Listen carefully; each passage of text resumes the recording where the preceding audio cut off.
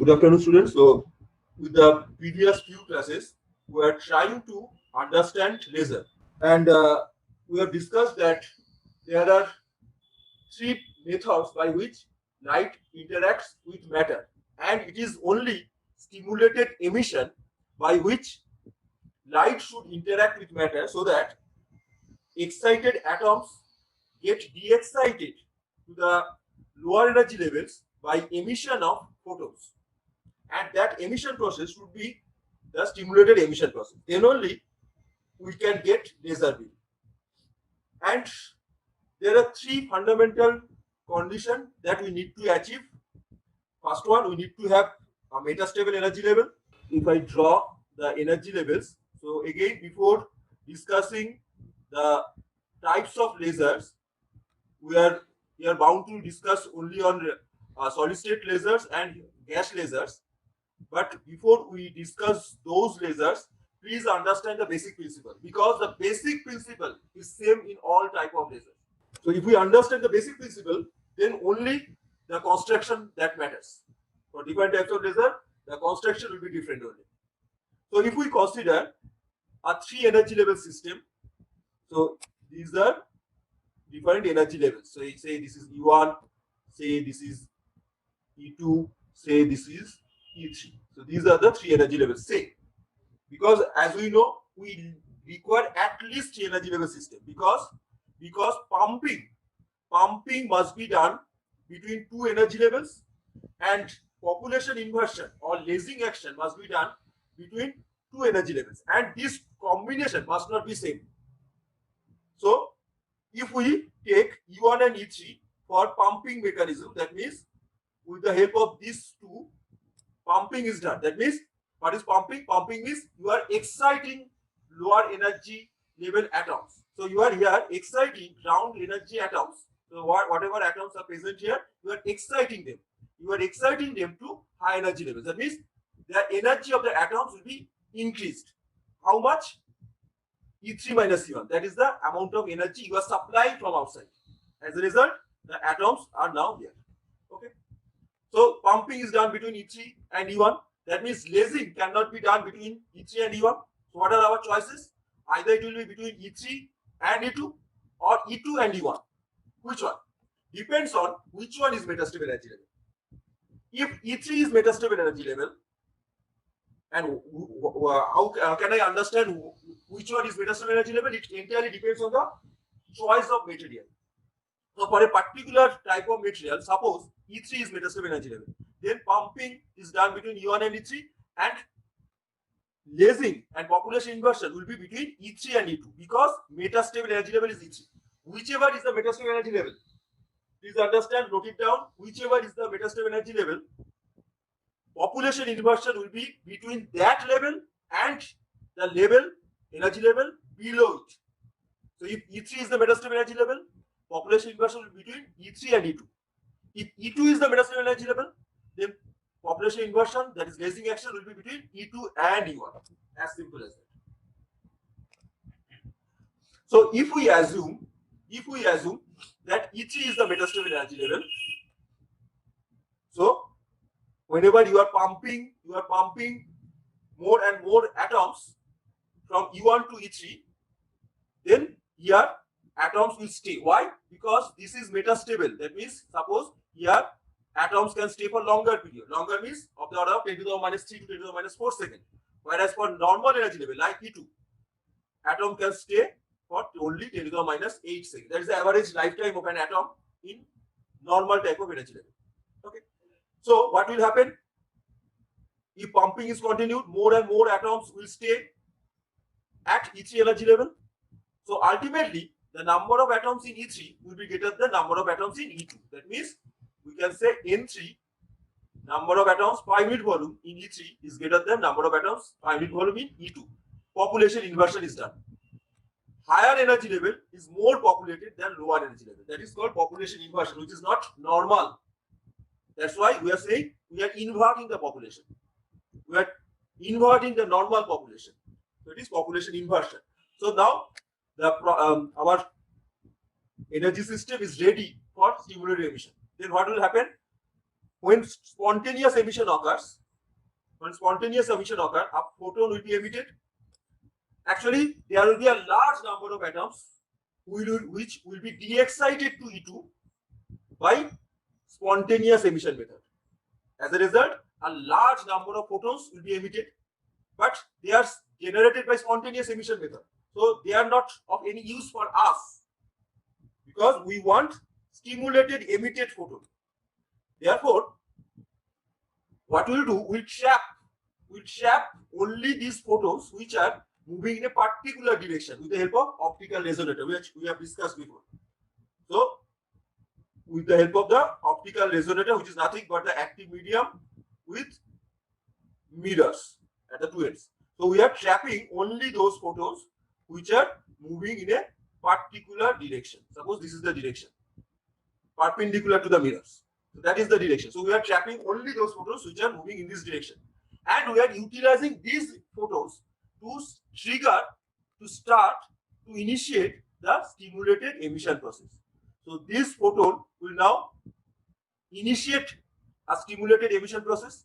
And as a result, now we have two photons. One, the stimulating photon, another photon which is emitted right now by the stimulated emission process.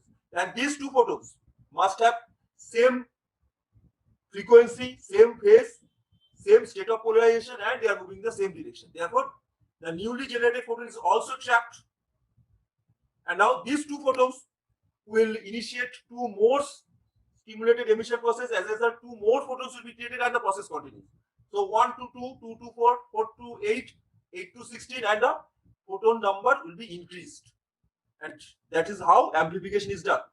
So here stimulated emission occurs. So this is the way, this is the process by which laser beam is produced. So what will happen?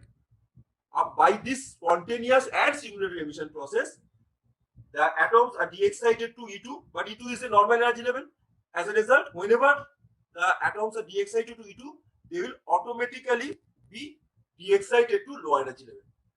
Now, when this de-excitement occurs, that means these atoms release the energy and go to E1, then there are many different processes. Photons can be emitted or heat can be emitted. So either light emission occurs or heat emission occurs. But both of these we are not bothering about because here stimulated emission cannot occur. This is not a metastable energy level. E2 is not a metastable energy level. That means population inversion is not possible between E2 and E1 because E2 is not metastable. So we are not interested. So we are only interested here. So this is the process. Similarly, suppose again a three-level energy system. Again we are doing the pumping between E1 and E3. Now we are saying E2 is the metastable. E2 is the metastable energy level. That means now atom can stay here for 10 to the minus 3 seconds. Then you understand pumping is done between E1 and E3. Which one is metastable? E2. So population inversion can be between E2 and E1 now. So between these two, population inversion can occur now. Not between E3 and E2 because E2 is the metastable. Population inversion will occur between two energy levels, out of which the upper one is the metastable. So E2 is the upper one. Now what will happen in this case? So whenever you are exciting atoms from E1 to E2, E1 to E3, so here you are supplying the atoms, but here the atoms will not stay because lifetime of atoms here is 10 to the minus 8 seconds. So within 10 to the minus 8 seconds, on an average, atoms are de-excited to E2. How they are de-excited? That is how they are releasing energy. They can release energy in the form of light, in the form of heat. We don't bother. Anyway, the point is atoms are de-excited from E3 to E2. So now atoms are here. So some atoms are de-excited here. But E2 is a metastable. So whatever atoms come here, they stay here. Meanwhile, you are exciting more and more atoms from E1 to E3. So you are exciting more and more atoms from E1 to E3. And from E3, they are just coming to E2 and staying. So the process continues until we get population inversion between E2 and E1. That means when we get N2 greater than N1, then population inversion occurs. Then we are ready for lasing action. So after that, one photon will be emitted when an atom from E2 jumps to E1. So a photon is released. A photon is released. Again, actually, it's not a single photon which is released. A large number of atoms are de-excited, so large number of photons are emitted, and we are again just trapping those photons which are moving in a particular direction. And those photons are utilized to initiate the stimulated emission process. Same process. You understand? Same process as we have done here. So again, one photon creates two photons, and both of the photons will be trapped. So that two more atoms can be stimulated, and the process goes on. So that one photon produces two more photons, or better to say two photons create four photons, 4, 8, and process continues. We get an amplification. So this is the process. So this is the basic process for any 3-level energy system. Now we have given the example of 3-level energy system as ruby laser. We have observed this particular animation. Okay, let us observe it again. So this is your ruby rod, which is just a sapphire with chromium atoms. So sapphire doped with chromium is called ruby. And at the two ends, there are two plane surface mirrors. The left one is fully silvered, right one is partially silvered. Now, partially silvered means, by partially silvered, we are fully silvered, we mean when the mirror is fully silvered, then 100% reflection is expected. 100% reflection is expected. Whereas when the mirror is partially silvered, we say, then say 90% of the light incident on it will be reflected, and rest 10% will be emitted through it. And we require some pumping mechanism. Remember, for each laser, we require the pumping. For ruby laser, or generally for solid state laser, the pumping is given by light. That means light energy will be utilized as pumping. So here, what type of light we are using? We are using xenon. So xenon will be passed through this pipe, through this tube, and this, so that this tube is wound over the ruby rod. So whenever the xenon will be passed through this tube, then you are supplying light energy to the ruby rod.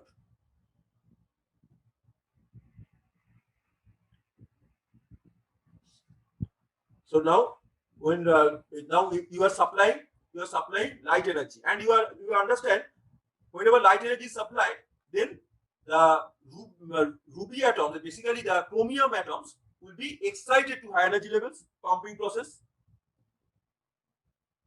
You are supplying energy, so an atom is excited.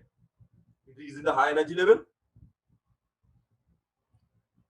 and now when this atom is de-excited, it releases energy in the form of another photon. This is spontaneous generation. So we will need to trap those photons. And when these photons will be trapped, then these photons, you observe only those photons are trapped which are in a particular direction. These photons will start the stimulated emission process, so that more photons are created, amplification is done, and you get lasing action. This is the basic principle behind ruby laser. And through the partially silvered mirror, laser light is emitted out.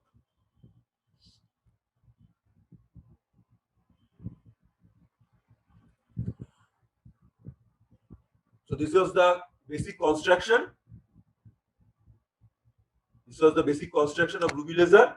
And here you observe is the 3-level energy system. So you are using the pumping. Pumping is between E1 and E3, and it is done by 5500 angstrom. Xenon, because xenon's wavelength is 5500 angstrom. Therefore, its energy, the energy supplied will be AC by lambda, which is equal to this E3 minus E1. That's why we are using xenon here. Now, this E3 is a short-lived energy level. That means 10 to the minus 8 seconds, the atom can stay there. So whenever you are moving them, the atoms are de-excited to E2, which is the metastable energy level. So in case of ruby laser, E2 is the metastable energy level. That means population inversion can be done between E2 and E1. Lasing is done between E2 and E1. And the energy difference is E2 minus E1 for lasing action. Therefore, whatever photons will be created, the wavelength we can find out by this method. So if we know this energy difference, then we know the wavelength. And this wavelength comes out to be 6943 angstrom, which is in the visible range, rather to say red. So the color of emitted light is red. So what you require when this type of questions will be asked, construction of ruby laser. So this is the construction, very simple. And when working principle will be asked, then you must draw the energy level diagram mentioning which one is ground state, which one is metastable, and which one is a short-lived state. Where spontaneous emission is done. So this is where spontaneous emission done. This is where spontaneous emission done. This is where stimulated emission is done. And this one is radiation-less transition. That means heat is generated here between E2 and E3. So whenever an atom is de-excited from E3 to E2, then heat is produced. There is no light. So that is basic principle of ruby laser. And as I have mentioned in the previous class, ruby laser was the first laser invented. And after this invention of ruby laser, the optical communication was possible. So we should be indebted to Theodor Meiman for this invention. Now, since energy level ডায়াগ্রামটা এটা বললে উপরেরটাও ছবি আঁকতে হবে? That is for construction. This is construction. How the ruby laser is constructed. Okay, sir. When the question is how a ruby laser is constructed, what is a ruby laser? Then you may draw it. But if you are asked how a ruby laser function, what is the working principle, how energy level, how laser is generated, laser light, laser beams are generated in a ruby laser, then it is easier if you draw the energy level diagram and then explain. Then you need to write much smaller. Now, there's a ruby laser is the fast laser. That's why we're studying ruby laser. But ruby laser has some limitations. There are some problems in ruby laser. Now, I'm only concentrating on the problems which you can understand at your level. The basic problem is that population inversion is done between E2 and E1. Between these two energy levels, population inversion is done. What is the problem? Problem is that ground state E1 is involved. Ground state E1 is involved. And E1 is the most populated energy level. Ground level is the most populated energy level. We always prefer to stay in the lowest possible energy level, and ground level is the lowest possible energy level. That means maximum atoms prefer to stay in ground state. And what you want population inversion between E1 and E2.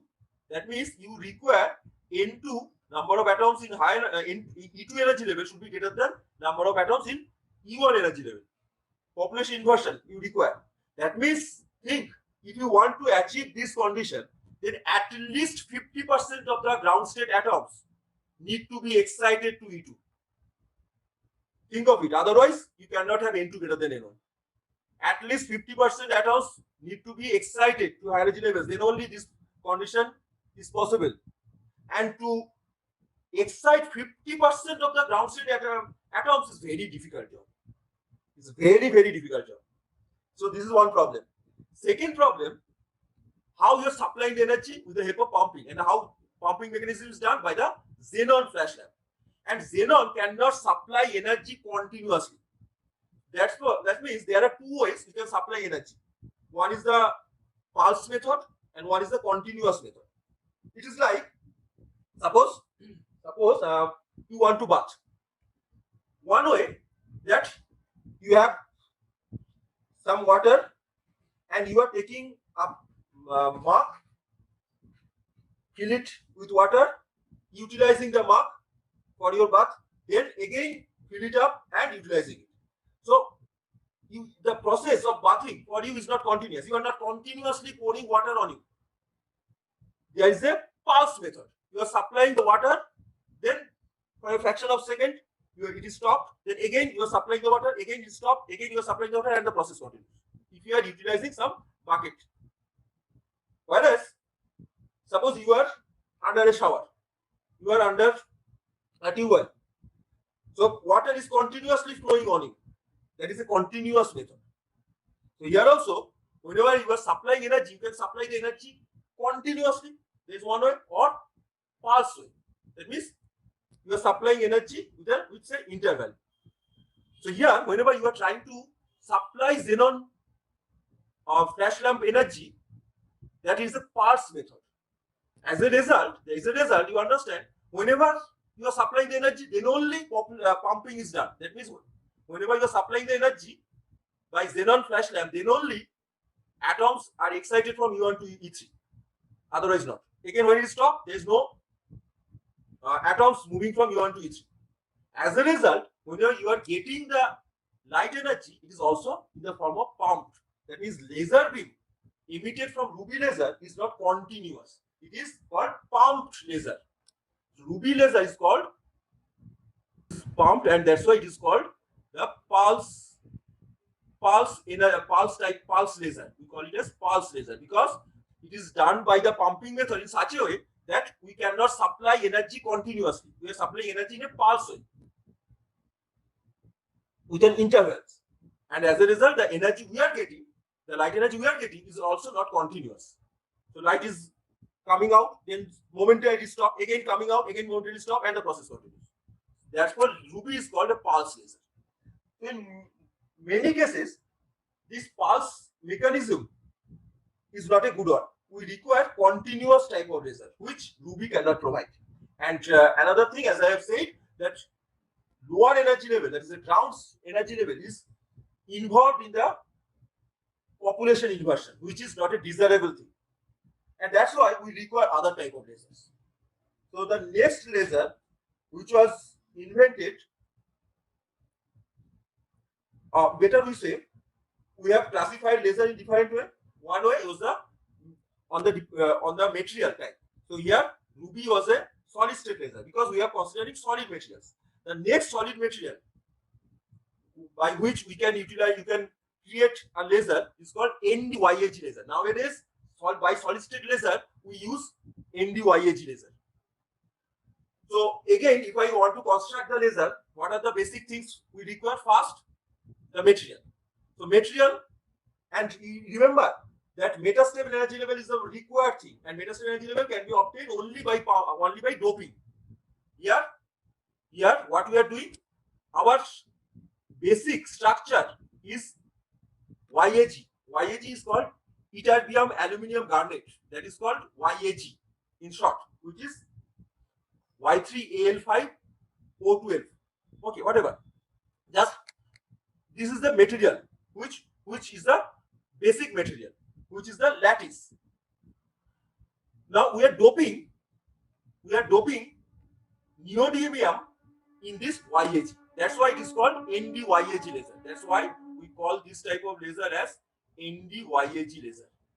So YAG is the basic material, and the doped material, or better to say doping material, is your ND. ND is doped in YAG.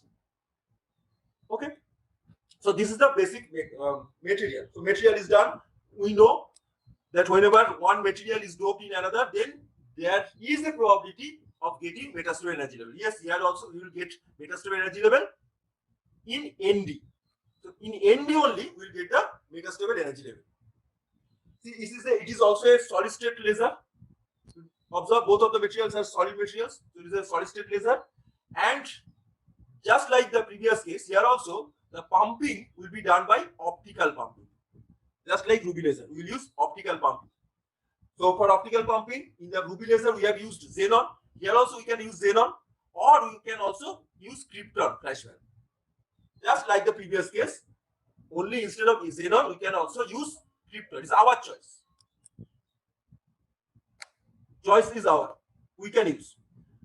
Same as before, we require optical resonator because we need to trap the photons and need to increase the number of photons. So for optical resonator, you require again two mirrors. One will be fully silvered, another is partially silvered. Here, one problem remains. Basically, YAG is a pulse laser. We can make it continuous with another type of supply of energy. Instead of using xenon or krypton, if we use semiconductor laser as the input or pump source, then only the output can be a continuous light. Otherwise, it is also pumped. So why we are studying it? Because there are two problems in the Ruby laser. One, it was pump laser, and another, the ground level was involved. Let's see whether that problem can be sorted out. So here, this is the basic construction. Again, just like Ruby laser, you require the solid state rod. That means this is ND and YAG. That is YAG doped with ND. This is the thing. And you require the flash lamp. So here the flash lamp is below the rod. So whenever this rod is switched on, that means you are connecting it to the power supply, light energy will be given to the solid state rod. And then only pumping will be done, and we may get laser. We are using two mirrors on two ends, two flat parallel mirrors. So this is the whole thing, construct the optical resonator, just like the previous case. So better we observe. So this is the actual structure. This is the basic structure for our understanding. But actually there are other things which we are engineered into this construction, so that the emitted beam will be more proper type of beam. We can utilize some devices like use of some coolant, so that the heat energy produced by the system can be reduced, and so and so. So I'm not going into that. The basic things are how it works. So here, please understand, unlike the Ruby laser, this is a 4-level energy system. This is a 4-level energy system. That means we have 4 energy levels involved here. 4 energy levels are involved here. Which one? So first the ground. So this energy level. Then this one. So pumping is done between pump. So if I just give the names like E1, E2, E3, and I'm giving it as name E4. These are that's if you are drawing you are observing the actual energy level system. But for our convenience, I am using this nomenclature so that it will be easier for us to understand, because all the energy levels are not involved. I am only marking those which are involved directly. So E1, E2, E3, and E4. So these are 4 energy levels which are involved. That's why we are calling this type of system as 4-level energy system. So first, for ND atoms are excited from E1 to E4. That means the energy of ND atoms are increased from E1 to E4. So how much energy you are supplying? E4 minus E1. That is the least amount of energy you need to supply. So when you supply that amount of energy, so atoms are now at here. Atoms are here. Then they are de-excited because you understand this one is not this E4 is not a metastable energy level. Out of these 4 energy levels, this one is metastable energy level. E3 is the metastable energy level. E3 is our metastable energy level. That means you understand population inversion should be done between E3 and E2, metastable energy level, and the level just below it. So E3 and E2. Between these 2 energy level, population inversion will occur. That means lasing is expected between these 2. So what we are doing, we are exciting atoms from E1 to E4. E4 is a normal energy state. So atoms will not stay there. They will come down to E3 by any non-radiative process. That means heat is generated. That's why you require some process of dissipating that amount of heat. So atoms are now de-excited to E3. E3 is a metastable energy level. That means atoms can stay there for longer period, and they are staying. Meanwhile, you are moving more and more atoms. You are exciting more and more atoms from E1 to E4. and from E4 they are coming down to E3 and staying. So the process continues until N3 number of atoms in E3 level is greater than number of atoms in E2 energy level. E2 energy level. So when population inversion occurs between these two. So after that time, after the lifetime of atoms in E3, some atoms will be de-excited to E2 by spontaneous emission method. So some photons will be created, and you know the process now. You will trap those photons. You will trap only those photons which are moving in a particular direction, so that those photons will excite more atoms, stimulate more atoms to come down. So now more atoms are coming down. As a result, more stimulated emitted photons will be created, and they will be trapped also. And the process will continue unless we get a large number of photons. We get lasing amplification. But what happens to those photons which are de-excited? So those photons which are de-excited now are E2, but E2 is a normal energy level, so they will come down to E1, ground state. So you understand here, since E1 is not involved directly, it is much easier to attain this condition, because number of atoms in E2 cannot be increased. Whatever atoms come here, they will be automatically de-excited to E1. So we need not to bother about them. And in nature also, number of atoms in E3 is slightly less than E2. Therefore, it is easier to handle that when metastrium energy level is created. So what will be the wavelength of photon created? What is the energy level difference? E3 minus E2. This is the energy difference between the two energy levels which are involved in the lasing. So this equals to Hc by lambda. Therefore, we can estimate this lambda, and this lambda comes out to be 1.064 micrometer. So it is not in the visible range. Visible range is way below it. So it is in the infrared region. So the light which is emitted from it is in the infrared region, and that's why when you are handling ND YAG laser, be careful, because you do not know whether light is coming out or not, because you cannot observe the color. So be careful. If it comes in contact with your eye, the eye will be damaged. That is sure. So this is all about the ND YAG laser. So one problem is solved by it. The ground level is not involved.